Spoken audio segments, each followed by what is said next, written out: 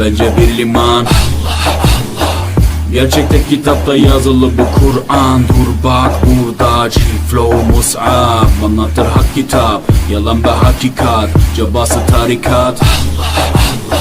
Sana yobaz derler, böyle olmaz derler. Onlar gibi düşünmedikçe çoban derler.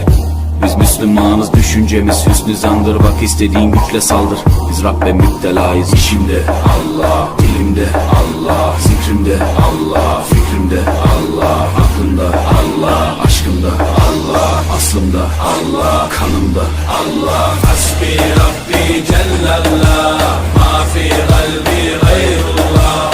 Nur Muhammed sallallahu, la ilahe illallah.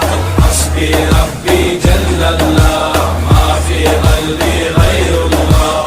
Nur Muhammed sallallahu, la ilahe illallah.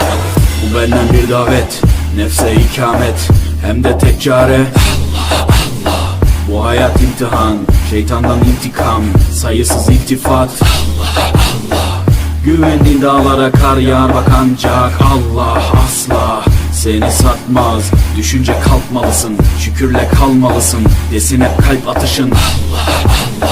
Günahla esti yerler, daha gençsin derler.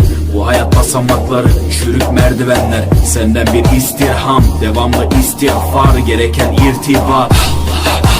İşimde Allah, dilimde Allah, zikrimde Allah, fikrimde Allah, aklımda Allah, aşkımda Allah, aslımda Allah, kanımda Allah. Hasbi Rabbi Cellallah, ma fi kalbi gayrullah.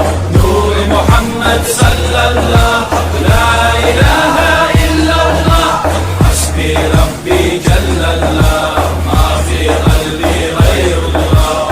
Nur Muhammed sallallahu.